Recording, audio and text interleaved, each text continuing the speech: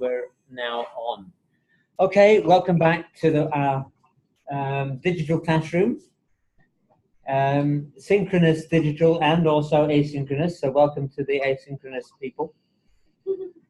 So we've had a day of reflecting and of moving forward in our individual projects, and we've basically spent a little bit in the morning talking about analysis, in particular coding of interview transcripts, and we watched a few. I put 2 new videos on the Moodle page overnight, and I think they're very good. The students haven't said that much about them yet, but I see a nod. There's 2 new ones, Nancy Silva and what's the other one? I don't know the name. Neil Few. Yes. So one's a 4-minute one and one's a 10-minute one. One's American. The first one, Nancy's American, and Neil is English, and rather laconic, I think the word is, with his tone. So this is my suggestion for now. This would be, and another thing that happened overnight is that I had a confession to make this morning, that basically it would be really great if our students who are here could do a little presentation tomorrow of the story so far, and they could use a PowerPoint if they want, they could use their hands if they want, they could use the whiteboard, and we'll seek to echo those. And Mary, what's your timing for tomorrow, Mary? Are you muted? We need to hear you. Your microphone is muted. Sorry, I had muted it because my kids are running around in the background. I'm not around tomorrow, Jim, sorry. Okay. Well, we will seek to echo what happens tomorrow, but my goal is that we will each critique, we'll each encourage one another, and it's not just me, or if Stephen was here, it wouldn't be just him and me, it would be all of us, and hopefully the onliners can offer suggestions and support for each other's project as it becomes clearer. The goal really, I suppose it's unwritten, but my goal really would be that potentially at the end of this week we could have 2,000 words ticked off of the 8,000. Mostly the readings we've done, the literature review, the brainstorming, and thinking about methodology as well. So anyway, I would like to propose anybody just go and let's see where the conversation takes us. Oh, Mary's gone. That didn't last very long at all. So whether she's gone to discipline some children, I don't know. But she's muted herself so we can't hear them crying. Oh. She muted it. Yes. Yeah, she's yelling. She's now yelling. So who's going to start, Stephen? Who's going to start? Yes, who's got a question or a thought? Well, my thought is that I don't feel as though I'm kind of really up to speed with what everyone is doing, because I had 30 minutes yesterday. Yeah. And I thought that was fabulous. That really helped me understand a little bit of where everyone is at. I know you want, and that was a great idea, I think, to do some sort of mini presentation tomorrow. I wouldn't mind like 60 seconds or 120 seconds, or compromise on about 95 seconds from each person, just saying where they're up to in their process. Wonderful. Well, how about maybe even 340? I don't know. Don't you think that might be okay? I think if the words are sufficiently valuable, we should allocate as much time as necessary. Yes, indeed. But that's the if. I want valuable words. Okay, so let's go. So who's off first? Victoria. Oh, Victoria had an epiphany this morning. Epiphanies are good. Yes, she woke up at 5 and started writing. I mean, Excellent. That was music to my ears. Yes. Writing this project, needless to say, not poetry. No, I can see this the beginning of a new daily habit. Yes, I think so. I work a lot better in the morning than at night. I'm one of those students that when I need to finish an assignment, I'll get up at 4 a.m. to finish it and not stay up till midnight. Wow. You know, and I mean, this is probably in parentheses, but I remember when I was doing my PhD, it was the same thing. This is kind of before we had so many electronic devices. I would always have a pad and paper beside my bed because, you know, you just don't know when a thought is going to come to you. If you don't write it down, you'll probably lose it. Yes. But you don't want to get into critiquing your own thoughts if it comes at 3:30 in the morning. Better just to write it down, and then when you're conscious next morning, having had some breakfast, you can look at it. If it's rubbish, you throw it away. But sometimes, honestly, the best thoughts come when you least expect them. And you just need to be ready with a pen and paper to write that down. And I found during the night that would often happen. So I'm with you. I think that was, I mean, it's not the kind of thing you can instruct a person to do, come up with serendipitous thought at 3:30 a.m. in the morning. But when it happens, you've got to be ready and anticipate. Good. Okay, so in a nutshell, what I am hoping to look at is my personality and how that affects how I teach. So I guess in my relations with children through teaching and whatnot, I've been noticing that my personality, I'm quite a motivated, self-disciplined, driven kind of person. And I'm noticing that a lot of children nowadays are not so much like that. It's quite hard to motivate them and to get them interested in learning. When I was at school, I never had to be motivated. I was like intrinsically motivated and I loved learning and I still love learning. And so I find it hard to understand that we have to motivate children to learn. Yes. So I guess I'm looking at it in the context of the Myers-Briggs personality and looking at, so my personality is an ISFJ, so introverted, sensing, feeling, judging, and looking at how I can, I'm thinking of maybe interviewing teachers at my prac school who are possibly a little bit more inclined to that way as well, and talking with them about what strategies they use in order to like stir motivation in their kids, because I think from what I'm reading that like ISFJs tend to be quite intrinsically motivated and don't really struggle with this. So I guess learning how I can not change my personality, but adapt in more teaching strategies so that I can motivate kids better. Okay, that's good. Can I just make two very quick reactions, Jim? I don't want to take over here, but you can speak to them. I'm here all day and you're not, so go for it. So just two immediate reactions. I was going to ask how you were going to define your own personality, and Myers-Briggs is a well-accepted way of doing that. There is also another way of defining not personality but learning style. And so if you want to kind of link personality to learning styles, which I think is the topic that you're talking about, because you're talking about the effectiveness of student learning. There's one good one around called format, which is the number 4-MAT. And format is a study of learning styles. It looks at both on a 2-axis scale, introvert to extrovert on one, and on the other, people who are more comfortable working within existing structures and people who are more comfortable creating their own. So you've got this 2-digit thing. If you were to link your Myers-Briggs to not necessarily format, but something on learning styles, I think you've got a really powerful methodology there. And the other thing in passing, and although I haven't studied them, I took photos and uploaded some posters from the Singapore conference yesterday, and I'm pretty certain, as I recall, one of those was actually looking at the teacher's personality and how it affects learning outcomes. Oh. So you may want to have a look at those posters. Now, my memory may be askew, but I think one of the 9 was actually related a bit to what you're talking about. Check it out anyway. What was the name of those learning styles? Format? Format. The digit 4 dash capital M, capital A, capital T.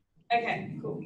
I've got some material on it if you can't find it, but you should get You should be able to find it online. I think I haven't done a search for quite a while, but I mean, back when I was a head of school, I actually used format as part of my interview process for prospective staff members, not because one learning style was better than another, but because I wanted to make sure that across my staff I had a variety of learning styles, because I knew I had a variety of learning styles in my students, and I wanted to therefore have a diversity in the talents of my teaching staff that could resonate with the range of students I had. Anyway, that's going off on a tangent, but that's why that one sticks in my mind. I was using it for many years and found it very good.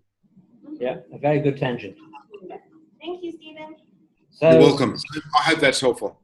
It is. moving along to Shania. Hi guys. So, hold on, just let me open my document up. Sorry, this is just A little, right? 2 minutes, go for it. 95 seconds. Okay, and counting. Okay, so how to integrate music into my maths classroom. And Right. we're chatting about it, and we're wanting to keep it open-ended, but rein in the focus. Oh, hi Mary's little kid.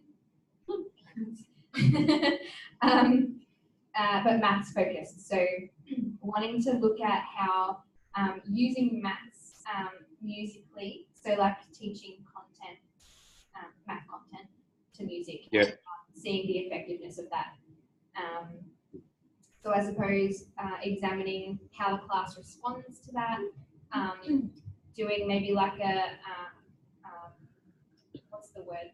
Sort of like a survey, but not like a strict one. Like it'll be sort of be like a raise your hand sort of thing rather than like down on paper.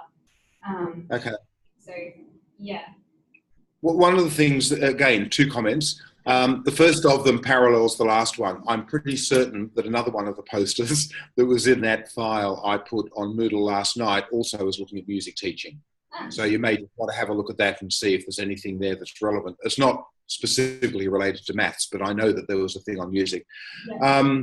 The other thing is, because we had a little bit of a talk about yours yesterday, and I think it's a really interesting topic. It seems to me though that one of the really big variables is the kind of music you play. Like if I were to use music in a maths class that I like, all of which was written a couple of decades before you were born, or in some cases about 400 years before you were born, that would probably not have the same impact as contemporary music that might drive you crazy, but which the students would like. Is that like that? That to me seems to be a really big variable in the topic you're exploring. So have you thought about that?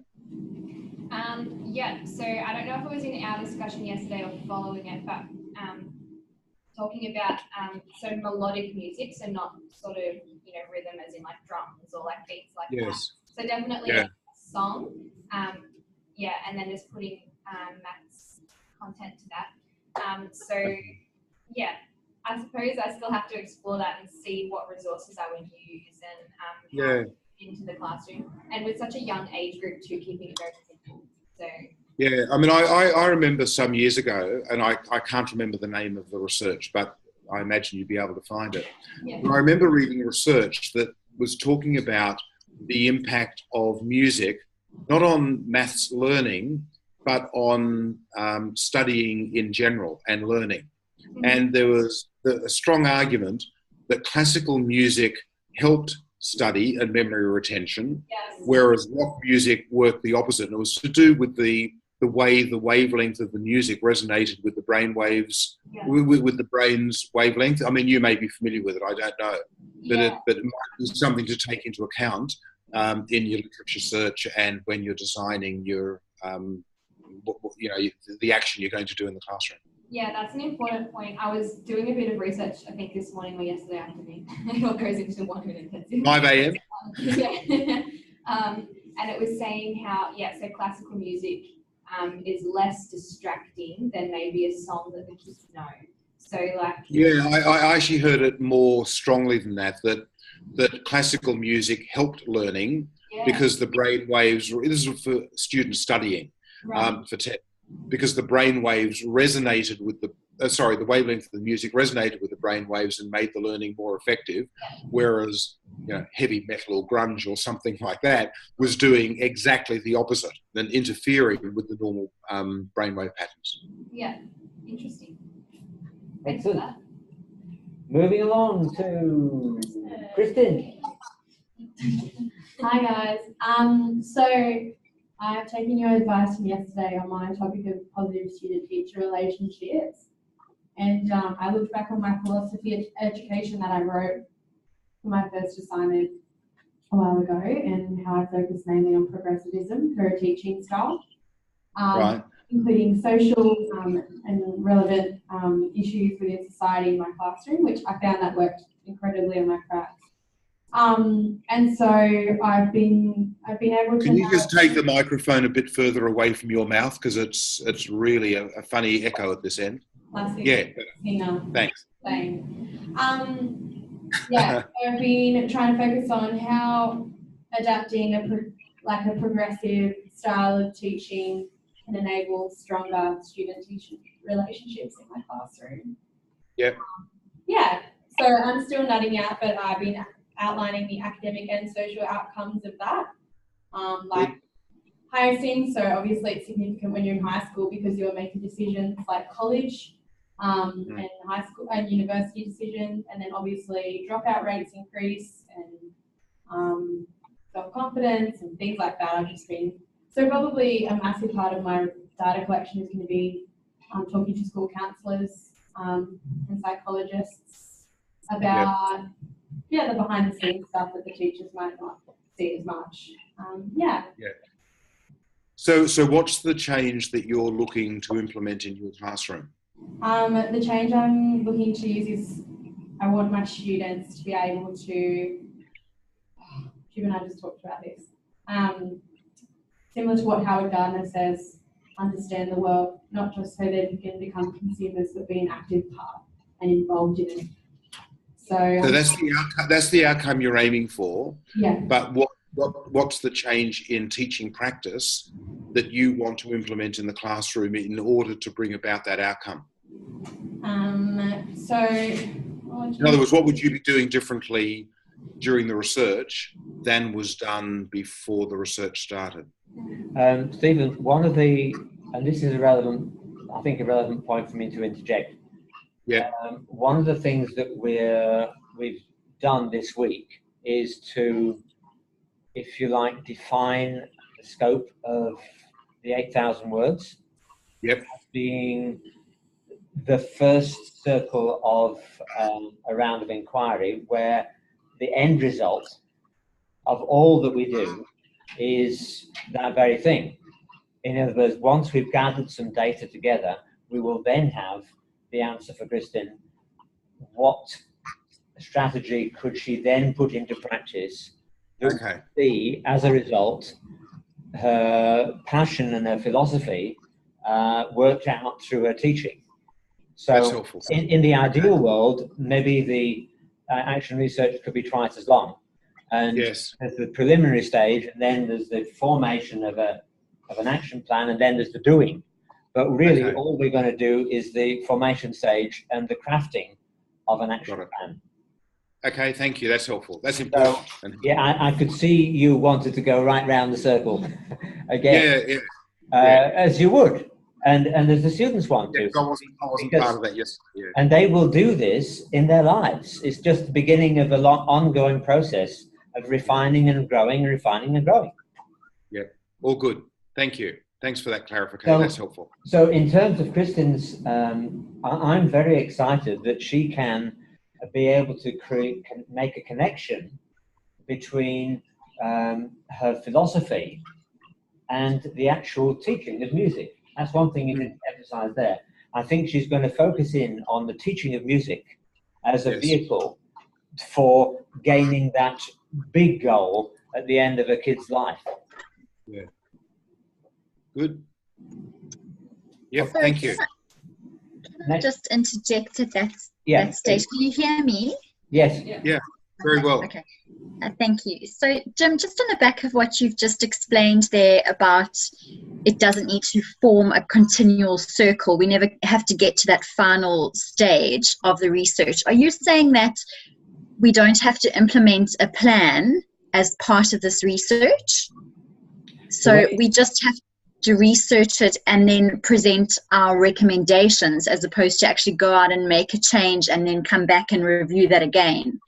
So I think I was looking at, was it Kurt Lewin, that his cycle? So we're not doing that full cycle. Well, imagine you are, but the conclusion of it and the outworking of it will be when you're out teaching or when you get a next opportunity.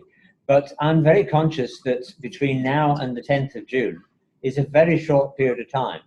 And for anybody to do a full-blown action research project, you know, forming it, formulating it, and then doing it, and then testing again, we can't do that. And then writing it up by the 10th of June, the time frame is too short. So what I've marked in the past, and you'll find examples on Moodle of full-blown action research from some, the big ones, if you like, but the smaller ones of the last couple of years, because this subject used to be 20 credit points, and now it's only 10. So we've had to rationalize it down, if you like. And so if I can see from somebody's work so far that this is setting them up for success in the future, and they've done the necessary research, and they've done, you know, they've learned what action research is all about, then I'm going to give them an HD. Okay. Did you want to say anything more? I was just waiting to see Stephen's feedback. Yeah, Stephen, have you got any more feedback for Kristen? No. That was the big question I had, and that's been answered, and I'm comfortable with that. Thank you. Thank you. Okay, Nick. Hello, Stephen. Hello, Mary. Hi. So I'm doing a CTM in a Calvin Christian school, and I just have issue with I'm helping with the special. Not too close. I'm helping with a special education department, and I just found some children, they have difficulty to learn math, like as simple as 10 mm equal to 1 cm, they couldn't get it. So then I have a passion to help them to, how can I use pedagogy to help them? And because when I was student, I pick up things really easily, so I couldn't really associate with those students as have learning difficulties. So my topic is what pedagogy I could adapt and to help those students have learning difficulties in maths. Wow. Are these primary school or high school? Yeah, primary. So I'm having like from year 1 to year 4, but Dr. Jinder suggests me maybe narrow down to one stage. So I'm thinking maybe stage 1. Yeah, I agree with that. I think it's too big a topic otherwise. And you lose focus. So I absolutely agree with that. Limit the scope of it.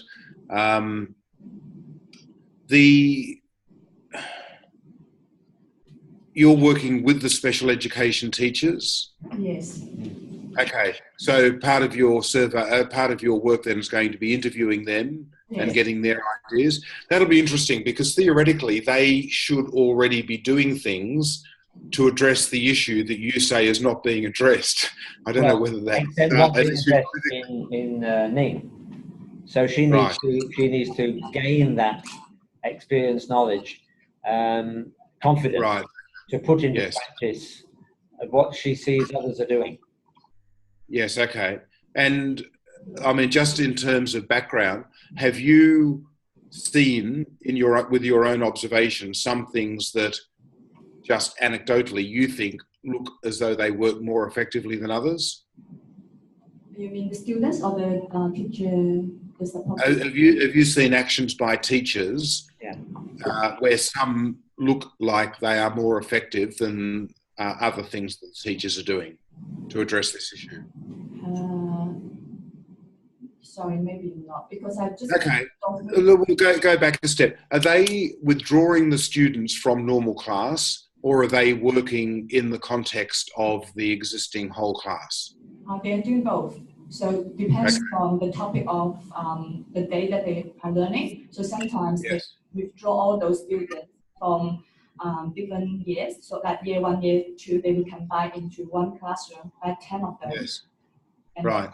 then maybe just one support teacher just to teach them, or Yes. sometimes we will go to the classroom, just withdraw those who have difficulties. We set up a small little table, and then we just teach all those students.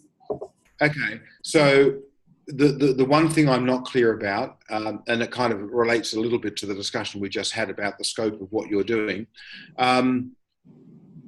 At what level is the work you're doing action research as opposed to research of what those other teachers are doing? So I'm not sure if this is the answer. So I'm collecting some literature on working for those difficult students. So I only come up with 2 pedagogy. One is use technology, so technological pedagogy, or scaffolding pedagogy. Right. Scaffolding. Sorry, scaffolding. All right. Yep. Okay. But so far, just come up with those. Yeah, I take your point, Stephen. I think that, well, I'm pretty sure that Ning has got the concept that it is to feed her own pedagogy, her own practice. It is definitely to develop that. It is. Okay. Look, Yep. All right. Running out of time. I'm sorry I must cut you short, but Katie, yours is the floor. Okay. So in my CTM, the thing I've struggled with most is disciplining students. Yeah. Students that are consistently, not just with myself, but with other teachers, they would have more of a defiant attitude usually. And Yes. so I like to figure out how I can use, like with my personal style of teaching, how I can effectively discipline those students in a way that doesn't crush them, but also like kind of squashes that behavior. Channels. So how do you label your style of teaching? Oh golly, I don't know.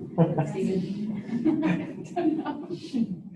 You're going to have to think of a category at some stage, because it sounds like a pretty fundamental assumption in what you're doing. Yeah. Okay. That's good. Put it this way: I've been in contact with the school that Katie's in, and the staff love her, the kids love her. So it's not. She has a great, effective style. Whether she can describe it is another matter. Yeah. The issue is that there are a small number of defiant, destructive kids that not just Katie, but the permanent staff have issues with, and it's brought to a head, and it's been front of mind for Katie. I really need to get some ammunition here and build it into my pedagogy.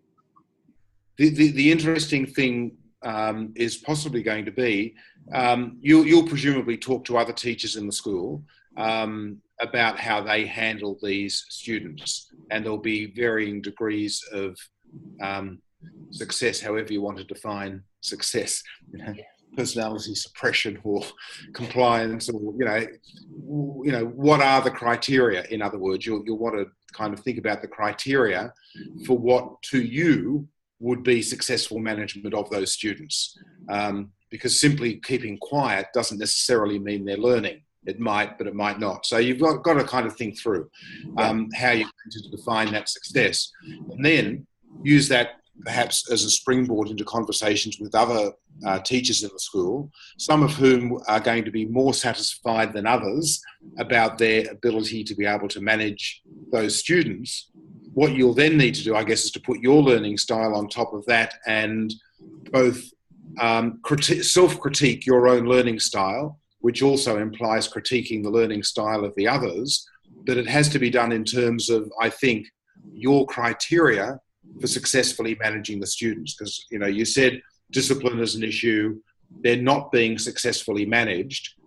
That's fine in that you're dissatisfied and it's negative, but you actually need to think of the positive outcomes that you want to achieve, because different strategies will lead to different outcomes. All of them might result in quiet, well-disciplined children, but not all of them will result in students that are actively engaged, learning, questioning, working through that. So I just encourage you to think through that pretty carefully. Very good. Thank you. And we've got 6 minutes left. And Mary, you need to unmute. Mute. Yes. Sorry. Hi. Yeah. Sorry. So can I just ask some questions around analysis? Sure. Okay. So the one question I have is about, there was in that document B that's on the Moodle. Sorry, this is why I've muted. That's okay. It's all good. All good. Sorry. Those are my two kids that are writing. Oh my god. You thought my wife was cute. You should see those children. Where do they get that hair from? Don't know. So part B of the document on the Moodle page that is about analysis that I've gone through, there's a number of different sections: matrix analysis, second stage analysis, third stage analysis, validity, reliability, transferability, triangulation, and depending and confirmability. Does that need to be sections within the report, or are we just supposed to draw on certain ones and make reference to it in the report? A very quick answer to that, I would suggest, is that booklet B is a resource which, if it pertains to you, then use it. If it doesn't, don't worry about it. And I've already said that triangulation, reliability, and validity and all that, I've really put down the pile. I doubt whether they're going to be particularly pertinent to you, because you're doing a personal study. So I was just throwing a grab bag of methods analysis in there in case anybody stumbles across it, and in their reading they'll come across these words, and I was trying to give a brief definition of what one was. Okay, perfect. And then the other question I had was around coding categories. So in that document, again, it shows you how to code and all the colors and the tables. Are we expected to code our data in the research as well? Well, if you're doing transcripts of interviews, then I was simply demonstrating a method that's worked for me for identifying overarching themes, emerging themes, to get at what would otherwise be 2-3 pages of close text, and trying to sort it out. So it was just a method of focusing the attention on key themes. That's what the point of that was. And again, it might not be relevant for your particular project, it might. Don't know. So okay, thanks, you have Jim. 2 minutes. Your project, in a nutshell, 2 minutes, go.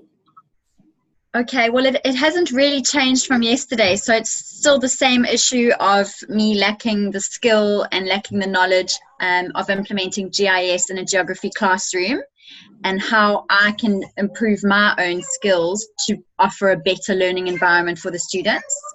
My only reflection on you from yesterday is you and Stephen, geography buffs, of course, went off a geographical planet, and I'm thinking, was this really, how is this really action research for Mary's teaching? And that was my concern. Yes, by all means use geography as your medium, but the action has to be a change in you, an equipping of you in a way that you don't have at the moment, or you perceive not to be as strong as it might be. So if that's a lack of knowledge, well, fine, that needs to be replaced, or you need to get the knowledge. But I would argue that this project needs to be more than just gaining knowledge. It needs to be equipping you and skilling you up to teach differently. Yeah, I'd really support that. I think that was what I was trying to get at yesterday when I was saying don't get too involved in the GIS, because that can take you, far beyond the capability of grade 8 students that you're working with. Think at fairly simple levels of GIS, and make the methodology, the focus, not the GIS itself. Yes. That's another thought process. Another in the PRS subject, yeah. And I'm going to say goodbye to you all and sleep well, everybody. And it's been a blast having you. I really have thoroughly enjoyed it. I've just sort of sat back and off you go. So it's been great. Thank you very much. Thank you, Stephen. Thank you. Thank you, Mary. Thank you for inviting me in the session. It's been great to see you all. Bye-bye. Enjoy Bhutan, Steve. Enjoy Bhutan. I'll follow your orders. I will definitely do that. You better. I've got to see all the pictures.